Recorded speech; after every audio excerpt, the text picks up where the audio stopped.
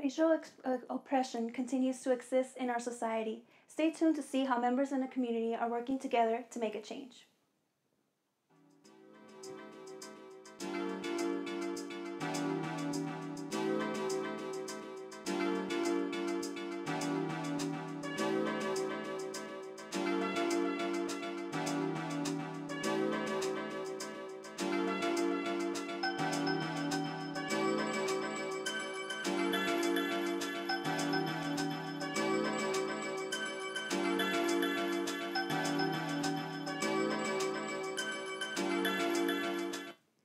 Hello, my name is Joselyn Lua, and welcome to another episode of In the Studio, where I'll be your host. Joining us today is Sandy Holman, who is the director and founder of the Culture Co-op.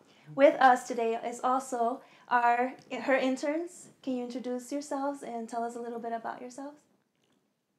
My name is Sabrina. I'm a first year at Davis, and I am currently majoring in bio-sci, but I'm hoping to actually switch majors into community, regional development next year.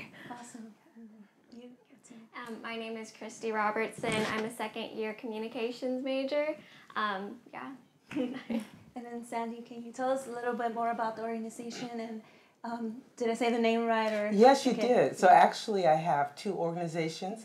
It's the Culture Co-op, and then I have a nonprofit called United in Unity, and they both have the same mission, which is to promote respect for equity, diversity, cultural competency, literacy, and a quality education for all, because we know that literacy and education is critical for people to have analytical thinking skills, as well as a foundation for whatever they want to do in life. So it's very important work to us, and we manifest that work in a variety of ways. That's awesome. So I want to ask you, how did you come about to coming to the organization? Like, can you tell us about your background? How did you end up doing what you do now? My father was in the military, and I wasn't a military brat though, but we traveled all over, and I did notice that differences was a challenge for people, and particularly when we came to the United States after having lived abroad, in my case in Turkey and Japan, because he was on the tail end of his career.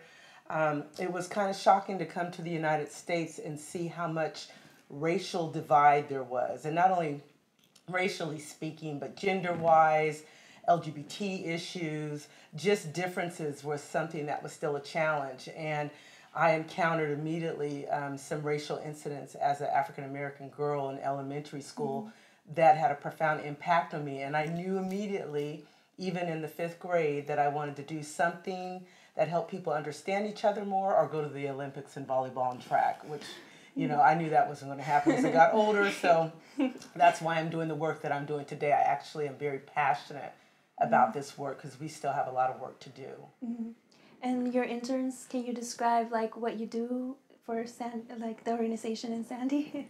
Yeah, for sure. I work on her PR and marketing team. I'm the team lead, so I work with a group of other interns who are also students at UC Davis. We put on a lot of events in the community and regionally. For example, one of them was We All Have a Heritage kickoff campaign that we just did in New York and Sacramento, and that's just to promote respect for diversity in schools and outside of schools as well. We also do celebration events. Coming up, we have the Juneteenth 150th celebration here in Davis, so we're really looking forward to that. So yeah, I just lead a team of awesome students, and we put on events and do a lot of the PR and marketing outreach for Sandy. And I'm on the documentary team for the promo that you just saw, and as you saw, it's called The Cost of Darkness, and it's basically a little sampler into the different institutions that our nation has and how having darker skin tends to be a cost in our society, which is not exactly the ideal way or what most people want, but it's so deeply ingrained into our institutions right now. And so since it's an educational film, it's just kind of little snippets or, well, technically snippets, because most documentaries go into these topics like full on through, but we're kind of just giving people a little taste so then they can fully understand for themselves and develop their own passion for social justice like everybody else at the Culture Co-op has. Yeah, so we want them to have an understanding of what I call compounded institutional impact. So we're looking at institutions like our educational institution. Why do we have disproportionality there? Our criminal justice system, why do you see black and brown mostly in our prisons? Our economic system, people of color are disproportionately poorer. Healthcare, access to healthcare is really difficult, and people with darker skin or people from low-income communities are not getting equal access. We're looking at all these key things, and we want to show that, you know, when you're an individual, a person of color, and you have darker skin in particular, even within those different ethnicities, that, you know, when you combine all these institutions and the discrimination that those people are experiencing in each of them, it has a compounded institutional impact that leaves people hopeless and in a cycle of generational challenges that are very unfair. And even as we're seeing in policing right now nationally, which is an institution in itself, has a history of unfair practices that has resulted in deaths in many cases. This is not new, what we're seeing for those of us who've been doing this work a long time. So this work is critical at the biggest levels, because we are looking at what's happening with youth, which is why I wrote this book, Grandpa's Everything Black Bad. This is an issue that my father's generation dealt with, that his father's generation dealt with. It goes back a long time, and we want to show that, unfortunately, the color of your skin, the darker it is, you're going to have it harder. And we want to encourage youth to have a Survive Thrive kit so that they can surmount and overcome these obstacles that they're going to face in our systems. We're talking about systems, really, that aren't going to change fast enough. So I am doing a lot of work with young people in particular. I work with adults too, but with young people to try to give them something to survive these harsh and horrible circumstances. I feel like we're losing a lot of children. So this work is critical. And we kind of have that 5-point approach to it. So yeah. So you mentioned something about prisons. There's oppression there. There's oppression everywhere. Can you elaborate more on the other instances, like in other systems? Yeah, so in education, for example, you know, most people don't understand that our educational system, when it was constructed, in fact, I recommend a book called The Architects of Education. Even a long time ago, the way it was structured in a way that gave disadvantages to people of color. And in fact, for years, their educational acquisition could only include things that were very limited in the careers they could choose. I think the highest you could go was to be a teacher or a nurse, but you know, they were doing kind of what we would refer to today as classified type positions, which is if that's what you wanted to do, that's fine. But if you wanted to be a doctor or a lawyer, the education you were going to get in an African-American school or a Latino school, because again, and we're still segregated, by the way, by and large, it really hasn't changed a whole lot, is extremely inferior to what people in suburbia are going to get, or people in higher income communities. And so since education is so critical, we already are starting out creating discrepancies or disproportionality, and that's why you're seeing higher rates of dropout. What they call the achievement gap today is really the opportunity gap.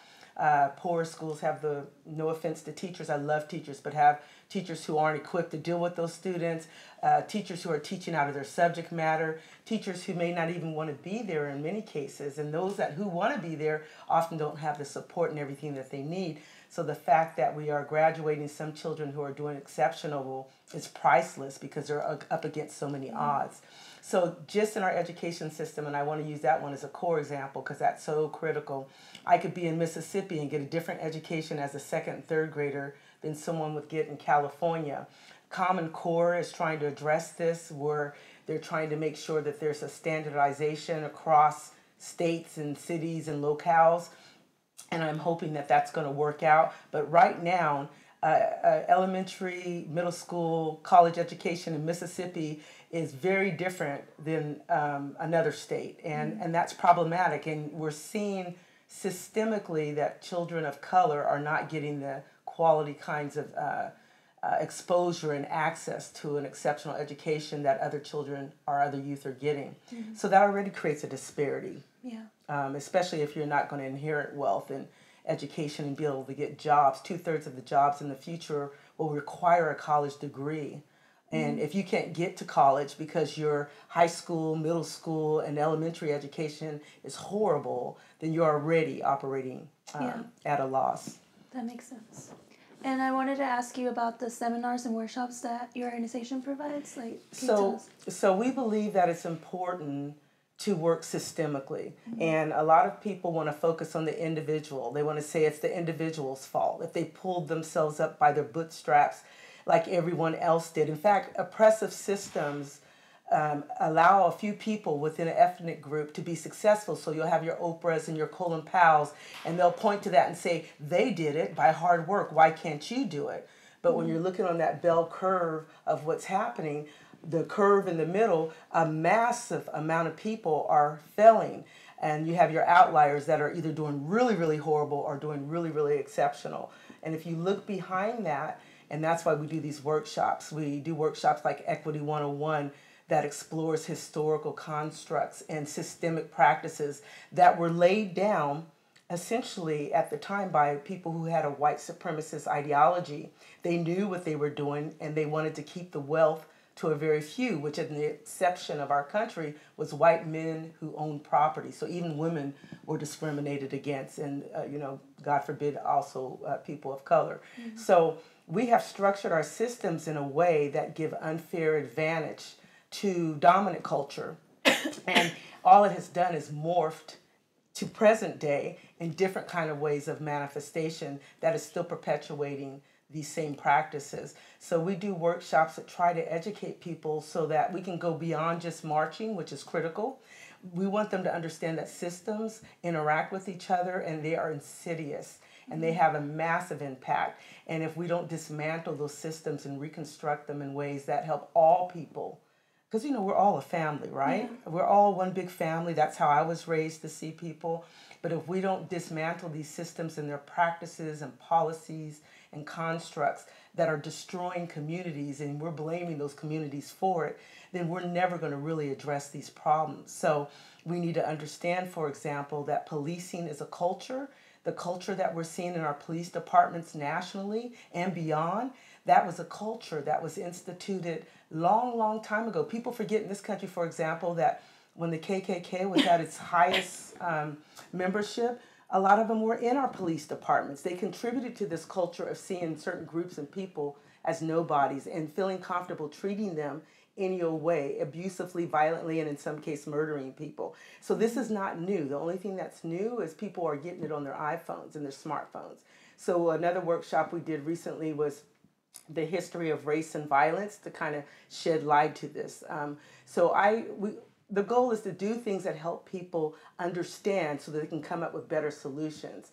So whether it's Equity 101, living in a diverse world, ways to fight hate, working with teachers to be more effective and look at their own systems and policies and practices and how they're perpetuating certain things that help youth fail, even though they don't want to. Those are the kind of things we want them to have access to. Because how can you make a change if you don't know what the real problem is, right? Yeah. So if we're addressing something that is not the real problem, then we shouldn't be surprised when it doesn't change. Mm-hmm. Systems, though, are very difficult to change. So I kind of have a dual approach. I want to teach young people and equip them with tools, almost like literally a kit to survive and thrive our systems as I educate them what they're up against. But I still want to work on those systems. Out of the two of them, if we could only work on one, it would be more important to work on those systems because they affect the masses in a big way. Mm-hmm. So people have a lot of stereotypes as a result. Yeah. And how are you teaching your interns to, be able to work on these issues, you know? Well, I have to say that they are teaching me so much. So, I wanted to find a way to give back to young people. So there were people who invested in me when I was their age. They just took me on. They mentored me. It was a variety of people from different backgrounds. My grandfather's imprint on me was priceless. So I was trying to find a way I could give back to people, but acknowledging that my schedule was crazy busy. And then my husband's like, you know what? You could use some help and you could help some people. You should have them help you with your business, right? This was years ago. So I started informally having volunteers and then eventually made it more formal. And what I try to do, and again, I learned more from them. I'm so low tech, no tech. That promo you saw was done by an incredible intern. But I just try to model life more than just learning a career skill. I want them to learn some life lessons, that this is a tough world, but that they're brilliant, capable, amazing young people. They all have a gift to share. We all do. We all have a gift to share, that we're not supposed to waste time not using that gift, that we're supposed to use that gift to make a difference. And it's not their responsibility to do the whole thing, but to do their part. And if everyone does their part, that mosaic of beauty of all of us trying to make the world a better place will come together. So I try to do that with them. I try to teach them about things that we're working on and why it's important. But mostly I learn from them and they keep me inspired. They don't know this, but they're my fuel they give me hope for our future, because the work I do is very difficult. It can be very discouraging. People don't value this work. There are some who do, but it's not something that you're going to get rich off of. Oftentimes you're threatened because of the stands that you're taking. Like, I might be writing a blog or writing an opinion piece. We were very honored to be invited by the White House to submit an opinion about what was going on with policing, and my interns participated in that. But it also exposes you to danger, because not everyone is for equity or diversity or unity and diversity. So I want my interns to go out there in the world and be excited about making a difference. And I hope I made a small impact on them. I really do, but you'd have to ask. What do you all think about interning for Sandy and the organization? Want to start? It's actually the reason why I switched majors, because biosci to community and regional development is kind of a big switch. And so I always knew that I loved people, but it was from Sandy that I realized social justice is about loving other people. Like, that's the whole point of it. It's to make sure that these small little, inequities aren't something to hinder someone from becoming who they are supposed to be. Exactly. And it's all about, educating society. Yeah. Because a lot of the times people don't know about these issues, and they don't know that they exist, or they know they exist, but they don't know the right terminology, or, any other, things about you. Working for Sandy has been one of the best things that I did in my college career.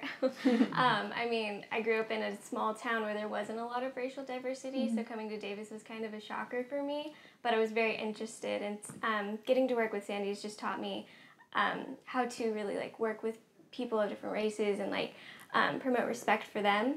And it's just been a really, really good experience for me, and it's also showed me that even as one person, I can make a difference. And obviously working with these great people, like she said, we're a mosaic and we're working together for good. And it's been a really great opportunity. I love it. That's awesome. Now, can we talk about this other book that you have brought in with us today? So I realized that the power of literature is pretty amazing. I can't be as many places as my books can be. So that book, We All Have a Heritage, which is one of our second books after Grandpa's Everything Black Bad.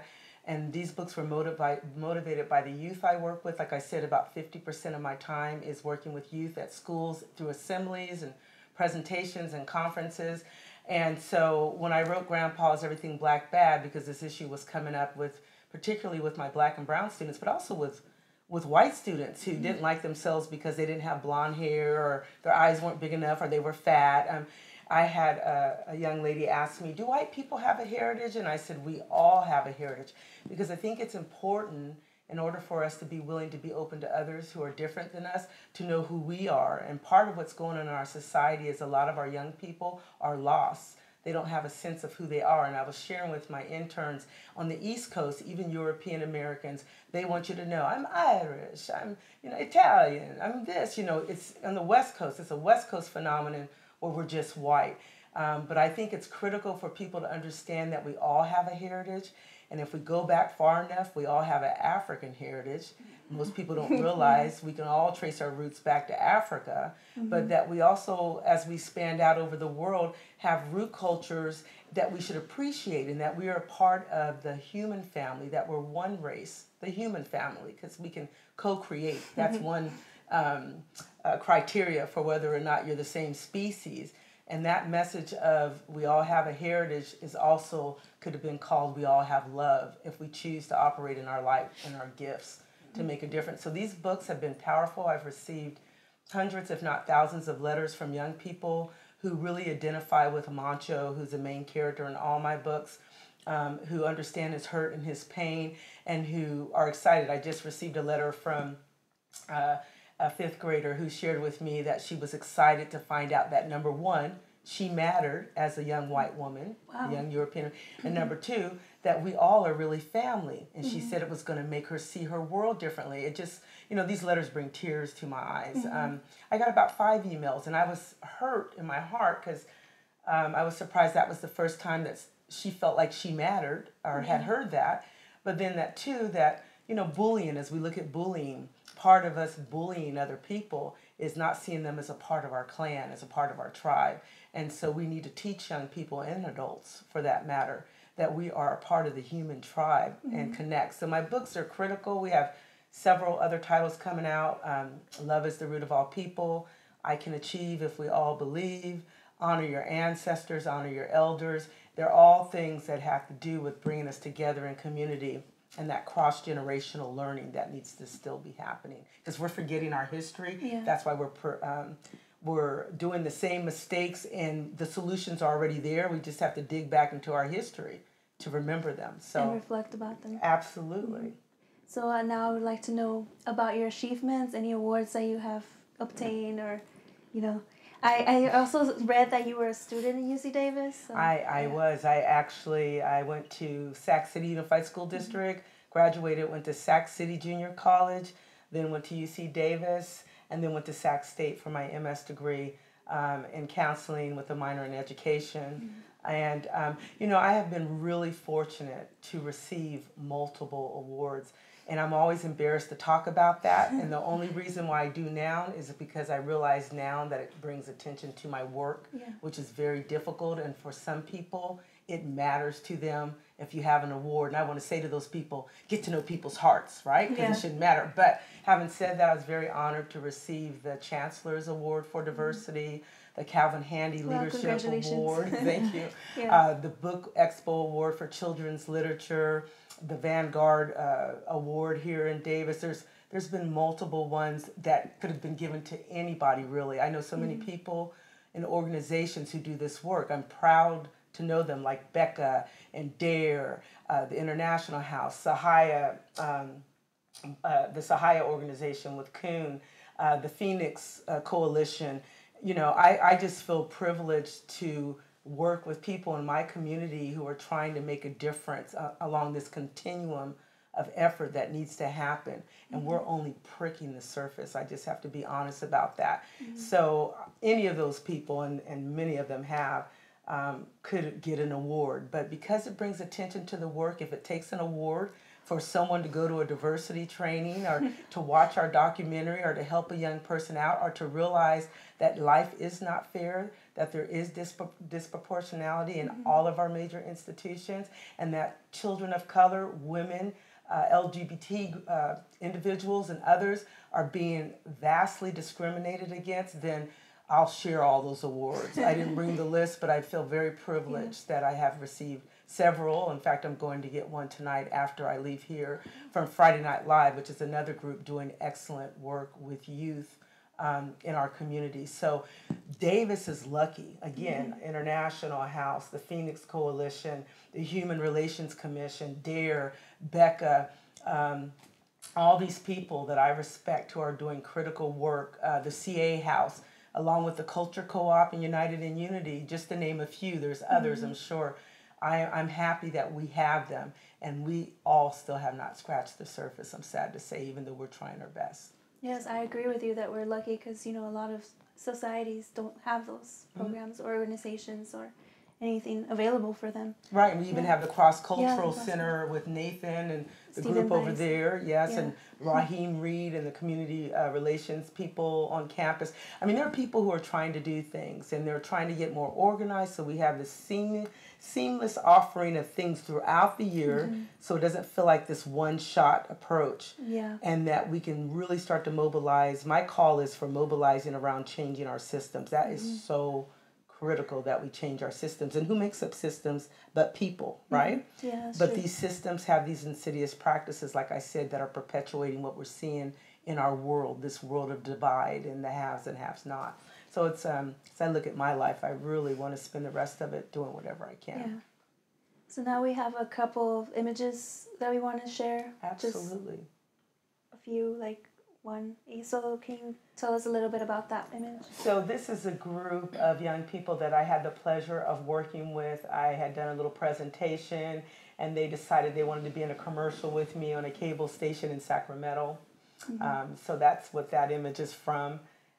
This is from Juneteenth, and I really want to invite everyone to come out on June the 14th from 1 to 5 at the Veterans Memorial Center. Patty Wong, who's our Yolo County librarian, is one of my sheroes, and she and Jay Johnston and Elizabeth Gray and Tony Medetta, along with the Friends of the Library, the Culture Co-op, and many other community groups, are putting this on. It's a big party. We're celebrating 150 years of the Emancipation Proclamation, and Juneteenth celebrates specifically that the slaves in Galveston, Texas, didn't hear that they were free to almost up to 2 years or beyond 2 years after it was signed. So that's what this picture is from. We're honoring some elders. This is some of the vendors that were at the Juneteenth event. This event is going to have a yummy soul food potluck and other types of food. It has vendors who are selling various things historically and this just for fun. So this was one of our vendors who created dolls. This is some of the elders who came to the event. Calvin Handy, who's going to be performing with his jazz group. And this is Clarence Van Hooks, another longtime elder who's done some amazing things in the community that's going to be there. We honor elders at this event. Okay. Well, that's great. I am so glad that you came and joined us today for In the Studio, as well as your interns. I hope to see you around, and I would one day read your book.